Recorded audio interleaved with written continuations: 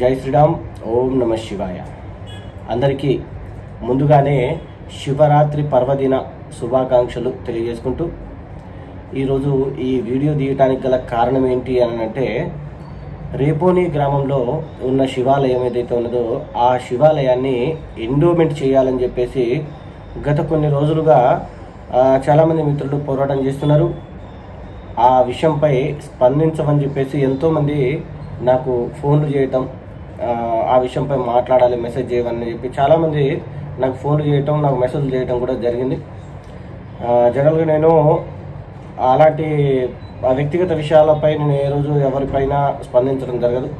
ఒకవేళ అది గ్రామానికి సంబంధించి హిందూ ధర్మానికి సంబంధించింది అయితే తప్పకుండా నేను అలాంటి విషయాలపై స్పందించడం జరుగుతుంది. ఇన్ని రోజుల వరకు అసలు ఏం జరుగుతుంది ఏంటనే విషయం గమనిస్తూ వస్తున్నా. నిజానికి కొన్ని విషయాలు నేను మాట్లాడాలి, గతంలో జరిగిన విషయాలు. గతంలో ఆ శివాలయం మాది రేపోని గ్రామమే కాబట్టి ఆ శివాలయానికి మా ద్వారా ఎంతో కొంత చేసినాం గతంలో. అంటే ఇంతకుముందు మేము చాలా సంవత్సరాల క్రితం ఆ శివాలయంలో మా అమ్మ పేరు మీద మా నాన్న పేరు మీద గేట్లు ఇవ్వటం జరిగింది. దాని తర్వాత మా అన్నయ్య ఆ గుడి ధర్మకర్తలైన మన లక్ష్మమ్మ గారు, సంజీవ్ మహారాజ్ గారు ఎవరైతే ఉన్నారో వాళ్ళ కోరిక మేరకు అక్కడ ఎంతో కొంత స్థలం అంటే వరి పొలం రూపంలో ఇవ్వమని కోరితే సరే ఓకే అని చెప్పేసి మా అన్నయ్య 50,000 రూపాయలు ఆ గుడికి పొలం కొనమని చెప్పేసి ఇవ్వటం జరిగింది. ఇది ఇక మినిమం ఒక 10 సంవత్సరాల దగ్గర అవుతుండొచ్చు. దాని తర్వాత నేను కూడా ఆ గుడి ధర్మకర్త అయిన లక్ష్మమ్మ గారి కోరిక మేరకు అక్కడ యజ్ఞశాలపై రేకులు వేయించమని చెప్తే తప్పకుండా వేయిస్తానని చెప్పేసి 49,000 ఖర్చు చేసి, అంటే దగ్గర 50,000 ఖర్చు చేసి ఆ గుడి యజ్ఞశాలపై రేకులు వేయటం కూడా జరిగింది. అలాగే ఆ గుడికి ఏదో రకంగా ఏదో రూపంలో ప్రతి శివరాత్రికి ఎంతో కొంత డొనేషన్లు మేము ఇస్తున్నాం, మా అన్న ఇస్తుండు, నేను ఇస్తున్నా. ఎందుకు అని అంటే మా గ్రామం అది. ఇదివరకు మేము మా నాన్న అక్కడే చనిపోయిండు, మా ప్లేస్ ఇప్పటికీ అక్కడ ఉన్నది. మేము ఇప్పటికీ వెళ్ళి అక్కడ ఉప్పలమ్మ తల్లికి మొక్కులు చెల్లించుకుంటూ ఉంటాం. కాబట్టి తప్పకుండా నేను మాట్లాడాలనిపించింది. వాళ్ళు వీళ్ళు మాట్లాడమంటే నేను మాట్లాడలేదు, కానీ అక్కడ కొన్ని జరుగుతున్న పరిస్థితులను బట్టి మాట్లాడాల్సిన పరిస్థితి ఏర్పడదు. కాబట్టి ఈరోజు సమయం తీసుకొని నేను మాట్లాడటం జరుగుతుంది. కొంతమంది నాకు ఫోన్లు చేసి నువ్వు ఈ ఎండోమెంట్ విషయంపై మాట్లాడాలి, గుడి విషయంపై మాట్లాడాలని చెప్తే నాకు వాళ్ళందరికీ నేను అన్నది ఏంటంటే, గతంలో ఆ గుడి ధర్మకర్తలైన లక్ష్మమ్మ గారు, చర్లపల్లి సంజీవ్ గారు, అక్కడ మా కుటుంబస్తులు కొంతమంది కలిసి నన్ను నువ్వు ఇక్కడ రేకులు వేయించినావు కాబట్టి యజ్ఞశాల మీద ఈసారి నువ్వు ఆ పెళ్లిపీటల మీద కూర్చోమని చెప్పి శివరాత్రి రోజు నన్ను కోరటం, అంతకుముందు కోరటం జరిగింది. ఎందుకులే అక్కడ ఉన్న వాళ్ళు కాకుండా మనం కూర్చుంటే లేనిపోని ఎలిగేషన్స్ వస్తుంటాయి అని చెప్పేసి నేను వాళ్ళకు వద్దని చెప్పా. లేదు మీరు కూర్చోవాలి, ఏదో ఉత్తిగానే కూర్చోమని చెప్పట్లేదు, మీరు గుడికి ఎంతో కొంత సహకారం చేశారు కాబట్టి మీరు కూర్చుంటే బాగుంటుంది మీ భార్యాభర్తలు అని చెప్పేసరికి అదే ఏదో దేవుడి పిలుపేమో కోరికేమో అనుకొని అంత అద్భుతమైన అవకాశం నాకు వచ్చినప్పుడు వద్దని తిరస్కరించినా కూడా తిరిగి అవకాశం నాకు వచ్చింది. నేను ఆ కుటుంబానికి ప్రత్యేకంగా ధన్యవాదాలు తెలియజేసుకుంటాను. ఎందుకంటే వాళ్ళ యొక్క ప్రోత్సాహం వల్లనే నేను ఆ రోజు శివరాత్రి ఆ రోజు పెళ్లిపీటల మీద కూర్చోవడం జరిగింది. ఆ యొక్క గొప్ప అనుభూతిని నేను పొందిన. మరీ ముఖ్యంగా లక్ష్మమ్మ గారికి పాదాభివందనాలు చేసుకుంటున్నా. ఇక అప్పుడు నేను ఆ పెళ్లిపీటల మీద కూర్చున్న తర్వాత చాలామంది ఆ గ్రామస్తులు నన్ను బాగా ట్రోల్ చేశారు. ఎందుకు అని అంటే, ప్రసాద్ ఎక్కడుండో వస్తే ఆ గ్రామానికి సంబంధించిన వాడు కాకపోయినా మీ కుటుంబస్తుడు అని చెప్పేసి ఆయన్ని పెళ్లిపీటల మీద కూర్చోబెట్టడం ఎంతవరకు కరెక్ట్ కాదని చెప్పేసి ఎంతోమంది అన్నారు. ఆ విషయం నేను చాలా బాధపడ్డా. తర్వాత నేను దాకా వచ్చిన తర్వాత నేను వాళ్ళని ఒకటే అన్నా, ఏమన్నానంటే, ఆ గ్రామంలో నాకు హక్కు ఉన్నది, నాకు ఆ ప్లేస్ ఉన్నది. అలాగే నేను ఆ గ్రామస్తుడు అనని ప్రతి ఒక్కరికి తెలుసు. నేను అక్కడ ఉండకపోవచ్చు, మీ నుండి దూరంగా ఉండవచ్చు, కానీ నేను మాత్రం ఆ గ్రామస్తుడిని అనే విషయం ఎప్పటికీ చెరిగిపోదు. నేను ఎప్పటికీ ఆ గ్రామస్తుడిని. సరే, మీరు చాలామంది నన్ను ఇలా ట్రోల్ చేస్తున్నారు కాబట్టి ఒకరి పేరు పెట్టలేదు నేను ఆ రోజు. ఎవరెవరైతే ట్రోల్ చేస్తున్నారో వాళ్ళందరి గురించి నాకు తెలుసు. కాబట్టి మీరు నా గురించి మాట్లాడాలి, నేను ఆ గ్రామస్తుడిని కాదు అని చెప్పి మీరు అనాలి అని అంటే ఆ ఊరి రేపోని గ్రామ ఆధార్ కార్డు మీ దగ్గర ఉండాలి. అలాంటి వాళ్ళు మాత్రమే నన్ను అనాలి. నాలాగా మీది కూడా ఆ ఊరి ఆధార్ కార్డు కానప్పుడు మీరెవరు మాట్లాడటానికి సరిపోరని చెప్పి అన్నప్పుడు వాళ్ళు చాలామంది వెనక్కు దగ్గర. తర్వాత ఇక వాళ్ళు లోపల ఏం మాట్లాడుకున్నా తర్వాత నా దాకైతే రాలేదు. లక్ష్మమ్మ గారు చనిపోయిన తర్వాత నాకు అక్కడ ఉన్న వాళ్ళు చాలామందికి ఆ గుడికి వెళ్ళకూడదు, ఇక అవసరం లేదు, ఎలాంటి ఇది లేదంటే ఆమె చనిపోయిందని కాదు, దాని తర్వాత పరిస్థితులు ఏ విధంగా తారుమారయ్యాయి అనే విషయం అందరికీ తెలుసు. కాబట్టి నేను అన్ని విషయాలు చెప్పదలుచుకోలేదు, అది ప్రతి ఒక్కరికి తెలుసు కాబట్టి ప్రత్యేకంగా మరి చెప్పాల్సిన అవసరం లేదు. నా వ్యక్తిగతంగా మాత్రం నాకు అసలు ఎంతవరకు కరెక్ట్ అనిపించలేదు.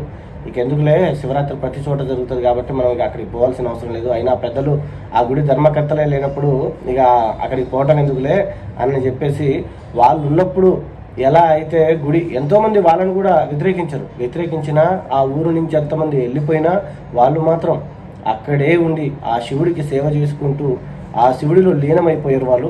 కాబట్టి వాళ్ళ కోసం ఎలా అయినా వాళ్ళను గుర్తించాలన్న ఉద్దేశంతో నేను సన్మాన కార్యక్రమం కూడా మా శ్రీరామ్ టీం తరపు నుంచి చేయడం జరిగింది. అలాగే ఆ గుడిని ఆ ఊరికే పరిమితం కాకూడదు, బయట వాళ్ళకు కూడా తెలియాలి అని చెప్పేసి బయట నుండి కొంతమంది స్వామీజీలను తీసుకొచ్చి అక్కడ ఆ మీటింగ్లు అరేంజ్ చేసి ఆ గుడి గురించి బయటికి తెలిసేలా ఎంతో ప్రచార కార్యక్రమాలు చేయటం కూడా జరిగింది.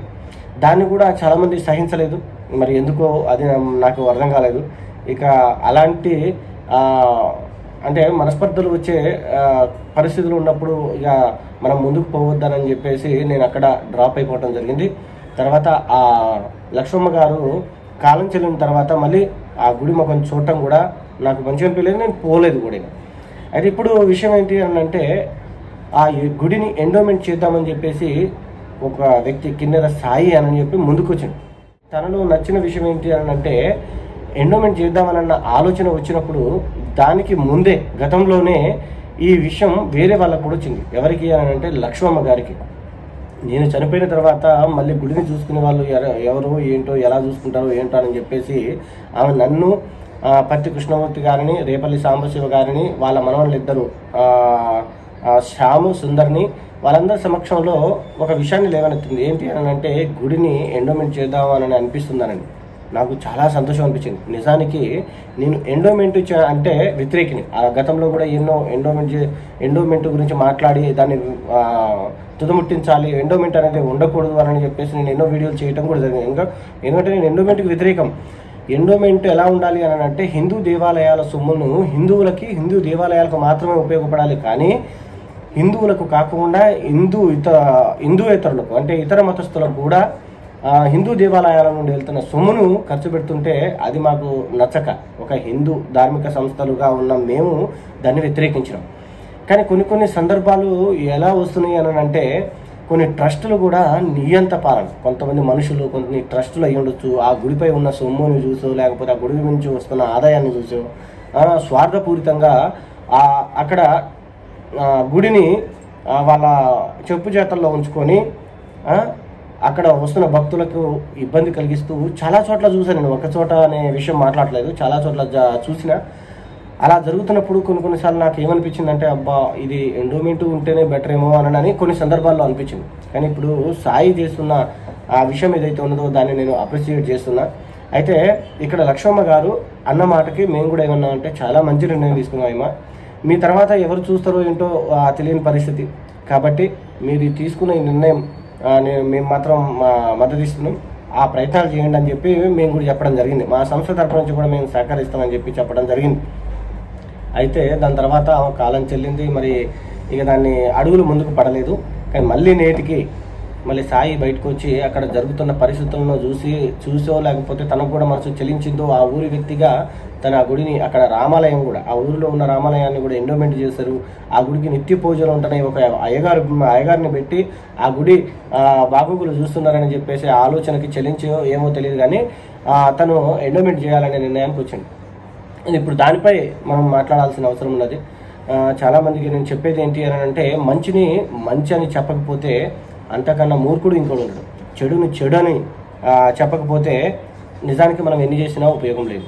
కాబట్టి నేను నా గురించి జనరల్గా చాలామందికి తెలుసు, మనం ఏదైనా మాట్లాడాను అంటే దానికి పక్కాగా ప్రూఫ్ లేకుండా మాట్లాడడం, దానికి సందర్భం రాకుండా అసలే మాట్లాడను. నేను ప్రతి ఒక్కరికి తెలుసు, నేను ఏ విషయాన్నైనా పట్టించుకున్నానంటే దాన్ని పూర్తి అయ్యేదాకా వదిలిపెట్టాను. నన్ను గెలకుండా ఉన్నంత వరకే ఎవరికైనా నేను పర్ఫెక్ట్గా ఉంటాను. లేదు నన్ను నన్ను ఇబ్బంది పెట్టాలి అని అనుకుంటే నేను చేయాల్సింది చేస్తాను. ఎంతో కొంత నాకు కూడా ఉంటుంది కదా వెనక బ్యాక్గ్రౌండ్, ఆ బ్యాక్గ్రౌండ్ ద్వారా నేను చేయాల్సింది చేస్తూ ఉంటాను. అయితే ఈ ఎండోమెంట్ విషయానికి వస్తే నిజంగా మాకు కూడా ఈరోజు శివరాత్రికి రేపోని పోవాలని మనసులో ఉన్నది. ఇప్పటికీ బాగా వెళ్ళాలి. అక్కడ ఉన్న వాతావరణం, అక్కడ ఆ గుడి నడిపించే విధానం, ఆ ధర్మకర్తలైన లక్ష్మమ్మ గారు, ఆయన సంజీవ్ మహారాజ్ గారు ఉన్నన్ని రోజులు ఎంత కలకలలాడిందో ఆ దేవాలయం. అలాంటి రోజులు పోయినాయి, అలాంటి మళ్ళీ జరిగితే బాగుండు కదా అని చెప్పి ఎన్నోసార్లు మేము మనసులో వేదన పొందినాం. ఎవరైనా పిలిస్తే పోదుం కదా శివరాత్రికి వెళ్ళి సంతోషంగా ఆ గుడి సన్నిధిలో మేము కూడా ఆడి పాడి మాకు తోచిన సహాయం చేసి మళ్ళీ ఆ నిత్య పూజలు అయ్యేలా, నిత్యం కళ్యాణం జరిగేలా ఆ శివపార్వతులకు మేము కూడా అలా పాల్గొంచుకునే వాళ్ళం కదా అని ఇప్పటికీ అనిపిస్తుంటుంది. కానీ అలాంటి వాతావరణం ఇప్పుడు లేదు. ఎందుకంటే అక్కడికంటే మా దగ్గర నీలాద్రి ఉన్నది, చాలా అద్భుతంగా స్టేట్ మొత్తంలో ఎక్కడెక్కడ ఉందో వస్తుంటారు. అలాంటి అద్భుతమైన ప్లేస్ను వదిలిపెట్టి మేము అక్కడికి పోయి విమర్శల పాల్గొనడం అవసరం అని చెప్పేసి మేము పోవటం ఆపేసినాం. అయితే ఈరోజు ఎండోమెంట్ విషయానికి వస్తే నేను దాన్ని సమర్థిస్తున్నా. ఎందుకు అని అంటే ఒక హిందూ సంస్థకు వ్యవస్థాపకుడిగా నా అభిప్రాయాన్ని తెలియజేస్తున్నా. ఎందుకు అంటే ఎండోమెంట్ని వ్యతిరేకించే నేనే కొన్ని పరిస్థితులను గమనిస్తూ ఒక గుడిని ఎండోమెంట్ చేస్తే ఆ గుడిలో ఉన్న గర్భగుడిలో ఉన్న దేవుడికి నిత్య పూజలు అందుతాయి. అయ్యగారు ఉంటారు, ఆ గుడి బాగోగులు చూస్తారు. ఆ గుడి గురించి ఎవరు నియంత పాలన చూపించరు. ఎందుకంటే అక్కడ భక్తులందరూ సమానంగా అక్కడ ఆ దేవుని సన్నిధిలో ఉంటారు. కాబట్టి ఇలాంటి గొప్ప ఎందుకంటే బాగా చరిత్ర కలిగిన టెంపుల్ రేపొన్ని గ్రామ శివాలయం అంటే అక్కడ అంతకంటే 1200 సంవత్సరాల చరిత్ర కలిగిన గుడిబండ శివాలయం, బాలమల్లప్ప శివాలయాలు ఉన్నాయి. అయినా ఇక్కడ ఉన్న ప్రాముఖ్యత అక్కడ లేదు. ఎందుకంటే ఊరు బయట ఉన్నాయి కాబట్టి జనాలు పట్టించుకోలేదు. నేడు ఆ గుళ్ళకు కూడా పూర్వ వైభవం వచ్చింది. నేను కూడా తప్పకుండా ఇప్పటికీ చెప్తున్నా, ఆ గుడిబండ శివాలయానికి నా వంతు సహాయ సహకారాలు తప్పకుండా అందిస్తా. ఎందుకు అంటే అక్కడ నిస్వార్థంగా గ్రామస్తులు గుడిబండ శివాలయానికి చేస్తున్న సేవను నేను కొనియాడుతున్నా. కాబట్టి పూర్తిగా ఇక చివరి విషయం చెప్పాలి అని అంటే సాయి చేసే ప్రయత్నం ఏదైతే ఉన్నదో ఆ ప్రయత్నానికి నేను పూర్తి మద్దతు తెలియజేస్తున్నా. తప్పకుండా ఎండోమెంట్ చేస్తే తప్పు లేదు. ఎందుకంటే ఇందులో ఎవరు ఇబ్బంది పడాల్సిన అవసరం లేదు. అందరికీ మేలే. మనం ఎప్పుడు అక్కడ ఉండి నిత్య పూజలు చేసే వాళ్ళం కాదు. నిజానికి గుడిలో ఎవరు పూజలు చేయాలో వాళ్ళే చేయాలి.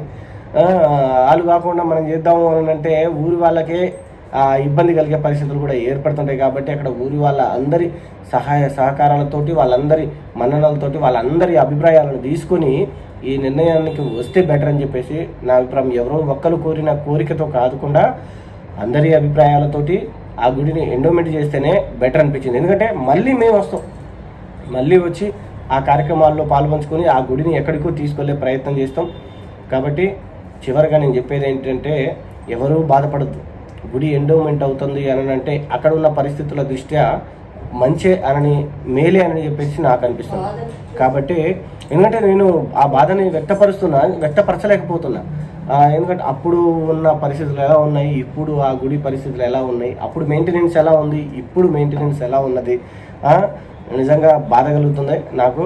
ఆ గుడి మళ్ళీ శివరాత్రి వస్తుందంటే నాకు రేపోని గ్రామం గుర్తొస్తుంటుంది. కానీ పోలేని పరిస్థితులు అక్కడ ఏర్పడ్డాయి. కాబట్టి మిత్రులందరూ తప్పకుండా ఈ విషయంపై ఏకాభిప్రాయానికి వచ్చి ఆ గుడికి పూర్వ వైభవం వచ్చేలా, ఆ గుడి ధర్మకర్తలైన సంజీవ్ మహారాజు, లక్ష్మమ్మ వాళ్ళ ఆత్మ శాంతి కలగాలి అని అంటే ఆ గుడికి నిత్య పూజలు జరగాలి. కాబట్టి తప్పకుండా శివయ్యని దృష్టిలో పెట్టుకుందాం. ఎవరు వ్యక్తిగత విమర్శలకు పోవద్దు, ఎవరు వ్యక్తిగత దూషణలు చేయొద్దు దయచేసి. ఎందుకంటే మన రేపోని గ్రామం, మన గ్రామంలో ఉన్న శివాలయాన్ని కాపాడుకోవడం ప్రతి ఒక్కరి బాధ్యత. ఎవరి మనసులో బాధ పెట్టేలా ప్రవర్తించకుండా ఆ గుడి బాగోగులను ఆలోచిస్తూ ముందుకు వెళ్దాం. ఈ విషయం నాకు చెప్పాలనిపించింది, చెప్పినా. మీకు ఎలా అనిపించినా, మీరు ఎలా తీసుకున్నా నాకు ఒరిగేదేమీ లేదు. అర్థమైంది కదా? నా అభిప్రాయాన్ని అయితే అందరూ తెలియజేయమన్నారు కాబట్టి నేను తెలియజేస్తున్నా. ఆ గుడి నేను మంచిగా అవుతుంది అని అంటే మొట్టమొదటిగా సంతోషించేవాడిని నేను కూడా ఉంటాను. హర హర మహాదేవ శంభూ శంకర, జై శ్రీరామ్.